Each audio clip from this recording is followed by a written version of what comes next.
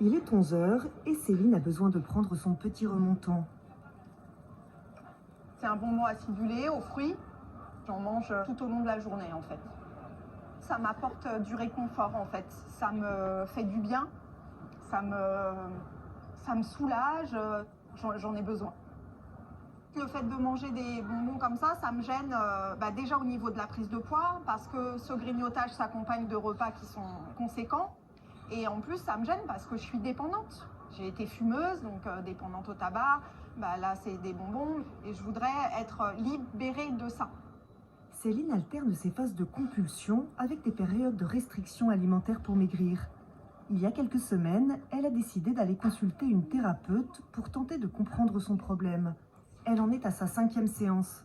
Je comprends maintenant pourquoi je remonte toujours finalement au poids qui est bon pour moi. Donc à 56 kilos. C'est ça. Alors je ne sais pas s'il est bon, mais en tout cas, il vous met dans une zone de confort, ouais, dans laquelle visiblement votre cerveau trouve une sécurité. Qu'est-ce que ça vous apporte de faire 56 kilos? Moi, ça m'apporte le fait d'être une maman, de rester en fait dans ce rôle de maman. D'accord, donc ce surpoids entre guillemets, qui n'est oui, pas un surpoids au niveau médical, oui, vous permet peut-être ne pas être dans un rôle de femme. C'est ça. De femme sexuée. C'est ça. Ce poids, oui, ça vous rend non sexuée. Je veux être une maman et je suis. D'accord. En tout cas, ça vous sécurise d'être oui, une maman. Oui. La thérapie que je propose, c'est une thérapie de libération émotionnelle. C'est-à-dire que je travaille énormément sur les émotions. Donc on va essayer de comprendre quels sont les bénéfices secondaires à être dans ce corps, qu'est-ce que ça vient raconter de leur histoire, de leurs problématiques, quels sont les avantages à être dans ce corps.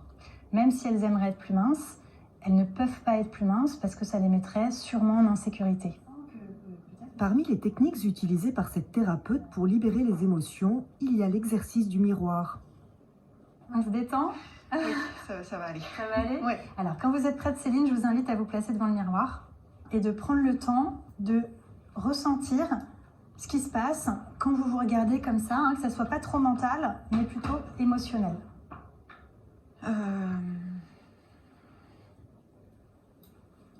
Là, le sentiment qui me vient tout de suite, l'émotion, c'est quand même dégoût. Dégoût, d'accord. C'est la première émotion qui vient. Oui. C'est moins fort que la première fois. D'accord. Mais là, quand même. Ouais. D'accord. Voilà. Alors, est-ce qu'il y a un endroit particulier de votre corps qui vous fait ressentir du dégoût? Oui, c'est ça. C'est ces formes. C'est ces formes. Oui. D'accord. Donc, ces formes de femmes. Et donc, quand vous ressentez du dégoût, c'est pas une émotion que vous laissez vivre facilement? Non. Non. Non. Non. Est-ce que c'est quelque chose que vous pourriez manger pour anesthésier cette émotion de dégoût? Ah bah oui. Oui.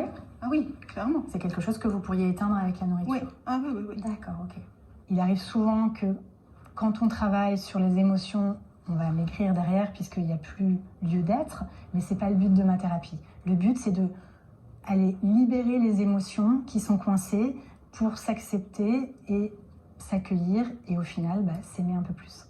Mon regard sur moi a changé depuis le début de la thérapie. Je suis moins dure avec moi-même en fait. Je suis plus tolérante, accueillante et j'essaie d'aller vers l'acceptation. Vraiment, le but c'est vraiment d'aller vers l'acceptation de qui je suis.